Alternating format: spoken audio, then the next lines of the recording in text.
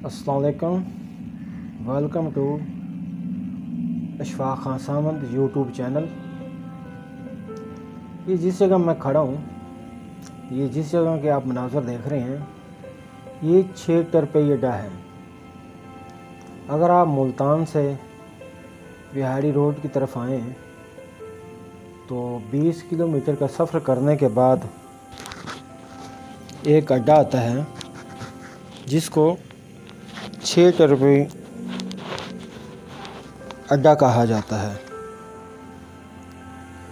आज मेरा वीडियो बनाने का मकसद जो है वो ये है कि सोशल मीडिया बिलखसूस यूट्यूब पर हम लोग देखते रहते हैं कि हमारे एक आलिम दीन साहब हैं जिनका नाम मिर्ज़ा इंजीनियर के नाम से फेमस है, मिर्ज़ा मोहम्मद अली इंजीनियर साहब हैं।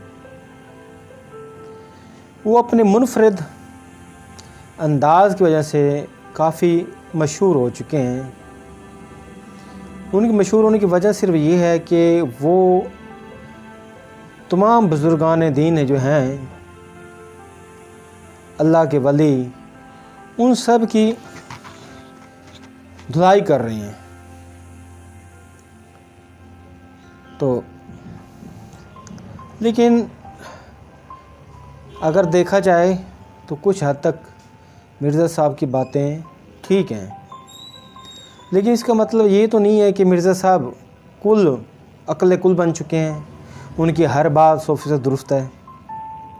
आखिर कोई तो वजह है कि जो इस्लाम बरसगीर में फैला है ये इन्हीं बुज़ुर्गों की बदौलत फैला है, इन्हीं की मेहनत की वजह से है, इन्हीं की ईमानी क़ुव्वत की वजह से फैला है।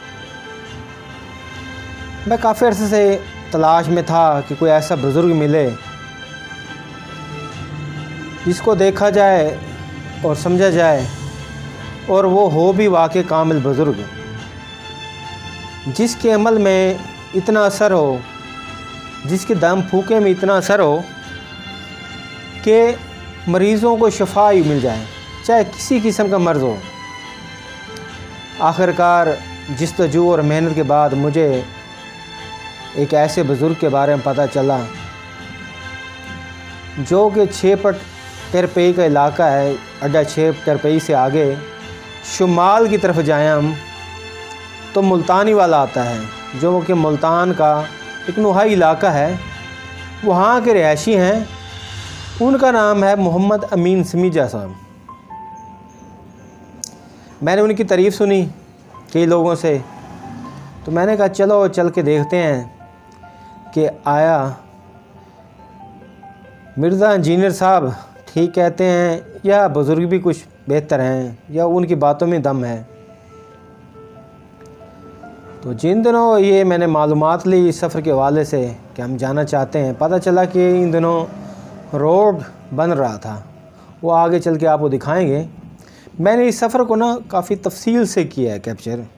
उसकी वजह सिर्फ यही है कि ताकि जो लोग इस तरफ जाएं उनको तफसील से किसी पूछने की ज़रूरत ना हो, वो इस वीडियो को देख कर ही रास्ते को समझ जाएं, उनको आसानी हो। अब बात यह है कि मैं क्यों इस चीज़ के बारे में बात कर रहा हूँ कि कई लोग मिले हैं जो मुझे अमीन समीजा साहब के बारे में बताया कि वो उनके दम फूके में शफा है, कि अब तक सैकड़ों नहीं हज़ारों लोग शफा याब हो चुके हैं। कहते हैं रोज़ाना की बुनियाद पर उनके पास सैकड़ों लोग आते हैं जिनको वो दम फूका करते हैं। अब मैंने इनके बारे में कहाँ से सुना, चलें आपको बताते चलता हूँ, क्या आपको पता चलेगा कि बुज़ुर्गों की शख्सियत कैसी होती है।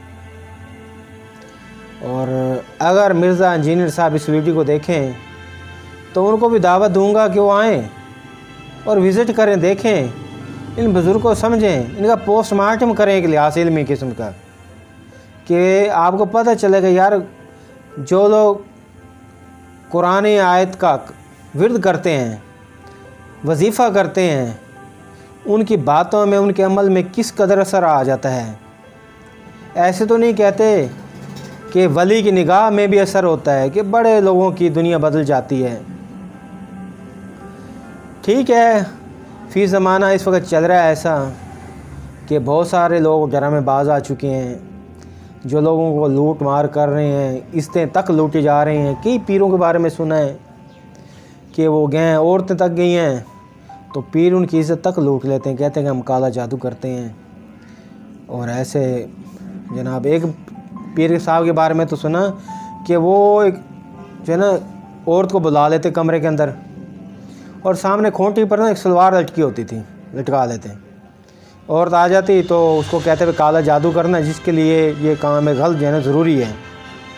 پھر اس کو کہتے ہیں آنکھیں دکھا کر کہ اپنی سلوار اتار دو۔ اب جو سیدھی ساتھی ہوتی تھیں وہ تو پیر صاحب کے کہا میں ڈر کے آ جاتی کہ پتہ نہیں پیر کے موکل نہ کہیں مار دیں جان سے، وہ سلوار اتار دیتی تھی اپنی۔ لیکن جو کوئی اگر پڑھی لکھی سمجھدار ہوتی آگے سے آنکھیں دکھاتی تو پیر صاحب فوراً کہتے بھائی میں تمہاری شلوار کا نہیں کہہ رہا، میں کہہ رہا ہوں وہ جو سامنے کھونٹی پہ لٹکی ہوئی شلوار ہے اس کو اتار دو۔ ہمیں چاہیے کہ ایسے قسم کے فیک ڈرامے باز، فراڈے، دھوکے باز، عزتوں کو لوٹنے والے جتنے بھی پیر ہیں ان کو بے نقاب کریں۔ لیکن یہاں پر میں مرزا انجینئر سے بھی کہوں گا کہ جو حقیقی بزرگ ہیں جن کی کرامات کو لوگ مانتے ہیں، جن کے در سے لوگوں کو شفا ملتی ہے، فیض ملتا ہے، ان کا عزت و احترام کرنا بھی تو ضروری ہے نا، ان کی بے عزتی تو نہیں کرنی چاہیے نا۔ اگر کہیں پاکستان میں کتنے بزرگ ہیں، بالکل آپ ملتان کی طرف جائیں تو اس کو مدینۃ الاولیاء کہتے ہیں۔ کیوں کہتے ہیں؟ کیونکہ یہاں پر کئی بزرگ وہ جو ہے نا مدفون ہیں، آرام فرما رہے ہیں، اب دینی سو رہے ہیں، اور ان کے درباروں پر روزانہ سینکڑوں لوگ آتے ہیں۔ آپ شاہ رکن عالم دیکھ لیں، شاہ شمس دربار دیکھ لیں، حضرت اکرے رحمۃ اللہ علیہ کا دربار دیکھ لیں، کئی قسم کے دربار ہیں۔ یا آپ ضلع بہاڑی میں یعنی ہے تحصیل میسی میں دیکھ لیں کہ چھوٹا سا شہر ہے ٹیبہ سلطان پر، جہاں پر سلسلہ شاکی ساونت کے ہیں بزرگ، جو سلسلہ ساونت سے ہیں، ان سے بھی لوگ آتے ہیں، ان کے پاس دم پھوکا کرواتے ہیں، فیض پاتے ہیں۔ تو آخر کوئی وجہ ہے تو لوگ آتے ہیں، لوگ بیوقوف تو نہیں ہیں نا۔ ظاہر ہے یہ کوئی اشتہار تو نہیں لگاتے، ایک کو شفا ملی ہے وہ آگے دوسرے کو بتاتا ہے، پھر وہ 10 لوگوں کو بتاتا ہے، اسی طرح جا کے لوگ جاتے ہیں اور ان کو شفا ملتی ہے۔ اب میں اپنی بات کی طرف آؤں گا کہ مجھے کس طرح پتہ چلا ان کے بزرگ کے بارے میں۔ تو ہمارے جانے والے دوست ہیں صفدر صاحب، چودھری صفدر صاحب، میں ان کے پاس بیٹھا تو اسی چیز کے بعد سے بات ہوئی کہ یار بزرگوں کے کس کے بزرگ ایسے ہیں جو دم پھوکا کرتے ہیں اور شفا مل جاتی ہے۔ تو انہوں نے مجھے بتایا، اپنا قصہ سنایا۔ انہوں نے کہا کہ صفدر صاحب نے کہ ان کی ہمشیرہ جو ہے نا ان کے سر میں پھوڑا ہوا تھا، پھونسی زخم کہہ لیں، اور یہ زخم تھا نا یہ پھیلتا گیا کہ ڈاکٹروں کو دکھایا، علاج معالجہ کرایا، لیکن کوئی سکون آیا، کوئی شفا نہ ملے۔ وقتی طور پر تو ہو جاتا زخم مدھم سا، لیکن کچھ عرصے بعد وہ زخم دوبارہ جو ہے نا ہرا ہو جاتا، حتیٰ کہ ناسور بن گیا۔ ڈاکٹروں نے کہا کہ کینسر ہو چکا ہے اور یہ جو مریضہ ہے اس کے اب چند یعنی کچھ عرصہ ہی ہے، اس لیے اس کو گھر میں رکھیں، نماز وغیرہ پڑھائیں، تو اس کا علاج جو ہے نا آگے ممکن نہیں ہے، یہ شفا یاب نہیں ہو سکتے۔ چودھری صفدر کہتے ہیں کہ ہم لوگ کافی پریشان تھے کہ ہماری بہن کیا ہے، جوانی میں چھوٹے چھوٹے بچے ہیں اور شادی شدہ ہے، یعنی شادی شدہ خاتون تھی، چھوٹے چھوٹے بچے ہیں، تو اب ان کا کیا بنے گا۔ وہ کہتے ہیں کہ وہ اپنی بہن کو اپنے گھر لے کر آئے تاکہ اس کی خدمت کی جا سکے، اس کو پریشانی نہ ہو جیسے سسرال میں ہو جاتی ہے کہ وہ کہہ رہے کسی نے ہمیں ایک بزرگ کے بارے میں بتایا کہ آپ لوگ 6 ٹر پہ کے چلے جائیں، وہاں سے شمال کی طرف ایک ملتانی والا آتا ہے، علاقہ ہے، بستی کا نام ہے ملتانی والا، وہاں پر ایک بزرگ ہیں محمد امین سمیجہ صاحب جو دم پھونکا کرتے ہیں، اور ان کے پاس جتنے بھی لوگ جاتے ہیں شفا یاب ہو جاتے ہیں، اور وہ ناسور وغیرہ جو زخم ناسور بن جاتے ہیں ان کا علاج کرتے ہیں۔ وہ کہتے ہیں ہم لوگ کشمکش میں تھے، آخرکار فیصلہ ہوا کہ یار چلیں، لے کر چلتے ہیں، گاڑی میں کرائی اور بہن کو لے کر چل پڑے۔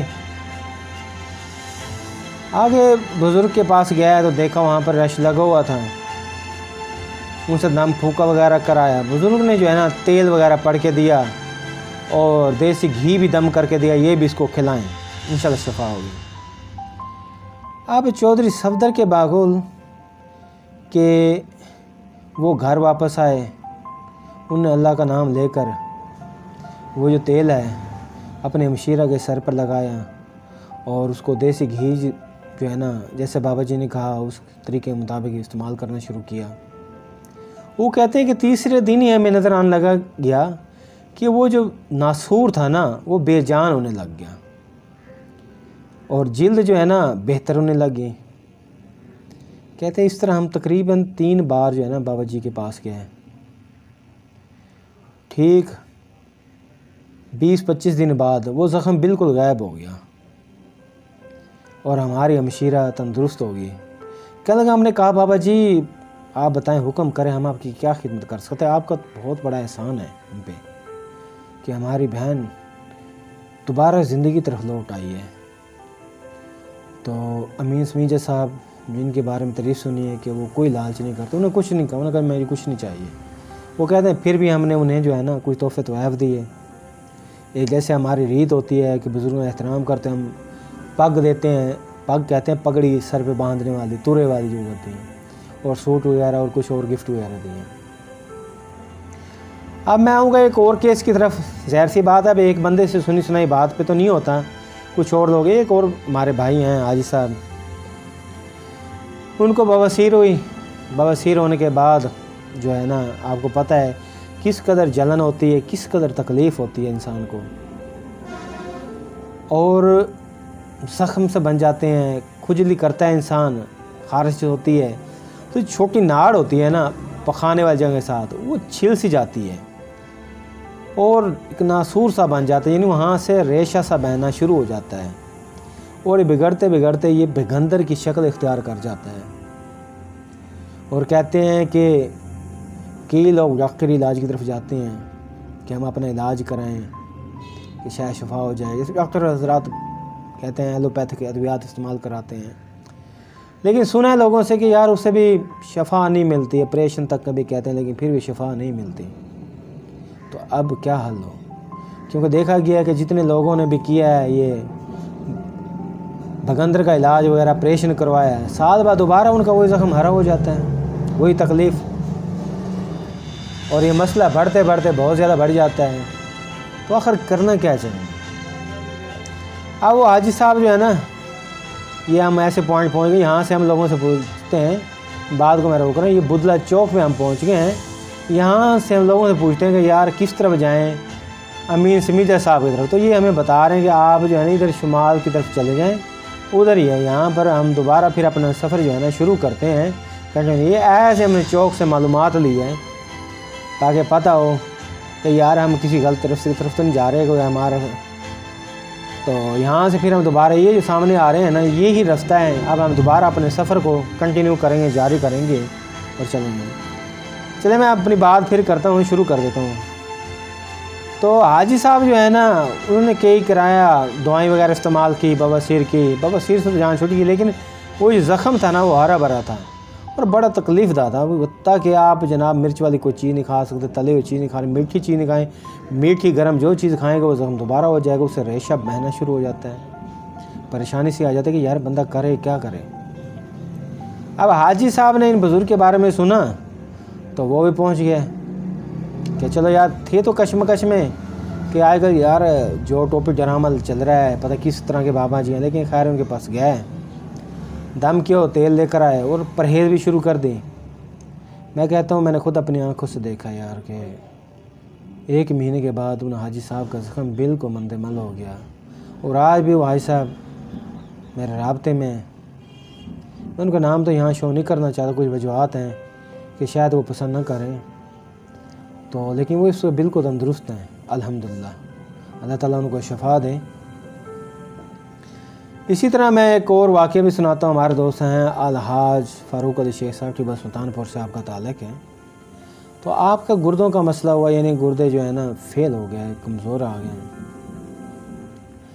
تو ڈاکٹروں نے ان کو ڈیلائسس کا کہا ہے، گردے واش کا، اور ہر شخص اچھی طرح جانتا ہے کہ جس کے بھی گردے واش ہوتے ہیں نا اس کا بچنا بہت مشکل ناممکن ہو جاتا ہے، یقین کرے کوئی معجزہ ہو جائے تو الگ سی بات ہے، لیکن گردے جو ہے نا واش والا مریض بہت مشکل سے بچتا ہے، میں نے کئی بھی سنے ہیں، لیکن بہت مشکل ہو جاتا ہے۔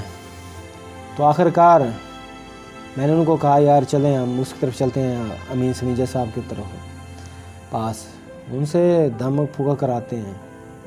تو ہم چل پڑے ان کے ساتھ، ان کو لے کر۔ تو امین سمیجہ صاحب نے تیل پڑھ کے دیا کہ اس کو آپ جو ہے نا چھاتی پہ لگانا ہے، جو گردوں والی جگہ پر ہے، اور دیسی گھی جو کہا نا وہ دم کر کے دیا کہ آپ نے اس کو کھانا ہے، انشاءاللہ شفا ہو جائے گی۔ اور جب میں نے ایک ہفتے بعد الحاج فاروق علی شیخ صاحب سے پوچھا کہ بھائی کیا بنا، تو انہوں نے کہا یار واقعہ مجھے فرق پڑ گیا تیسرے دن، اس سے پہلے کہ وہ حال یہ تھا کہ وہ دیوار کا سہارا لے کر بغیر سہارے کے چل ہی نہیں سکتے تھے، لیکن وہ کہتے ہیں کہ یار اب میں کافی بہتر ہوں۔ اللہ تعالیٰ ہم دعا کرتے ہیں یار اللہ تعالیٰ ان کو مزید شفا دے۔ اب میں امین سمیجہ صاحب کے بارے میں بتاتا ہوں کہ ان کا طریقہ علاج کیا ہے۔ آپ جائیں گے، درویش سے آدمی ہے، رشتہ لگا ہوتا ہے، بالکل سادہ سے، سر پہ پگڑی، دھوتی باندھے ہوئے، کرتا دھوتی پہنے ہوئے، جو بھی مریض ہیں ان کے پاس جاتے ہیں، جا کر سامنے گھر کے باہر کے چار میں بچھے ہوئے وہاں بیٹھ جاتے ہیں مریض، اور وہ جو ہے نا نکلتے ہیں گھر سے باہر، من موجی سے آدمی ہیں۔ آپ ان کو روک کر نہیں کہہ سکتے کہ بابا جی میں آپ کے پاس آیا ہوں، مجھے دم پھونکا کریں، میرے علاج مال جائیے فلاں، وہ نہیں رکیں گے اس طرح۔ اگر آپ کہیں گے تو ناراض ہو جائیں گے، لیکن جب وہ 2-3 بار گزریں گے، دیکھیں گے کہ رش پڑ گیا ہے، آپ 5, 7, 10, 15 بندے جمع ہو چکے ہیں، وہ آئیں گے، کہیں گے ہاں بھائی لے آؤ بھائی، آپ سے پوچھیں گے آپ کا مسئلہ کیا ہے، پھر اسی کے مطابق دم پھونکا کریں گے، اور تیل وغیرہ جو ہے نا سب جتنے بھی لوگ لے کر جاتے ہیں، تیل وغیرہ پانی ہر ایک اپنا پڑتے ہیں، تیل وغیرہ کو ایک گڈوی میں جو ہوتی ہے نا اس میں جمع کرتے ہیں سب کا مشترکہ، اور اس کو دم پھونکا کرتے ہیں۔ دم پھونکا کرنے کے بعد تیل کو دے دیتے ہیں، اور ہر شخص کو اتنے دیتے ہیں جتنا وہ لے کر آیا ہے، اور کہتے ہیں کہ اس کو استعمال کرنے کا طریقہ کار یہ ہے کہ اس تیل کو ناپاک حالت میں بالکل ہاتھ نہیں لگانا ہوتا۔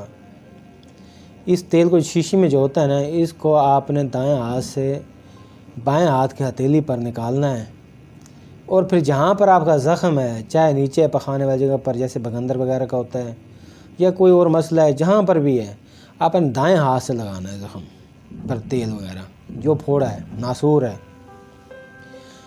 اور دیسی گھی اگر دیں تو وہ اپنے کھانا ہوتا ہے، صبح شام یا 3 ٹائم کر لیں، یا 1 ٹائم بھی کر سکتے ہیں، اور کچھ عرصے بعد جو ہے نا شفا سے ہو جاتی ہے۔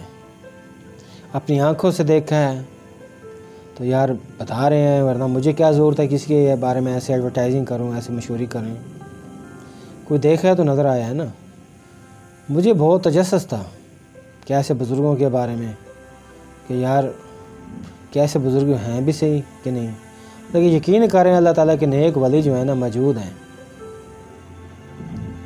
سلسلہ سامد میں دیکھ سکتے ہیں، سلسلہ سامد کے بزرگ ہیں، میں بابا حاجی کرم دین بھٹا سامد سرکار رحمۃ اللہ علیہ ہیں۔ آج بھی لوگ ان کی قبر پر جاتے ہیں، مزار پر جاتے ہیں اور دعا کرتے ہیں، ان کو شفا ہو جاتی ہے۔ اسی طرح بابا محمد صادق سامد صاحب ہیں جو اب حیات ہیں، اللہ تعالیٰ ان کو صحت تندرستی والی زندگی دے، ان کے پاس بھی لوگ آتے ہیں۔ اپنی آنکھوں سے دیکھا ہے، میرے والد محترم ہیں، دیکھا ہے کہ دانت کا درد ہے، روتے ہوئے آتے ہیں لوگ، لیکن دم پھونکا کرواتے ہیں، ہنستے ہوئے جاتے ہیں۔ یار کیا وجہ ہے، کیا چیز ہے؟ ظاہر سی بات ہے اللہ تعالیٰ کا کلام ہے، اللہ تعالیٰ کے کلام میں شفا ہے۔ قرآن مجید میں اللہ تعالیٰ خود کہتا ہے لا ریب فیہ، یعنی اس کتاب میں کوئی شک والی بات نہیں ہے، یہ شک سے پاک ہے، اس میں شفا ہے، قرآن مجید میں شفا ہے۔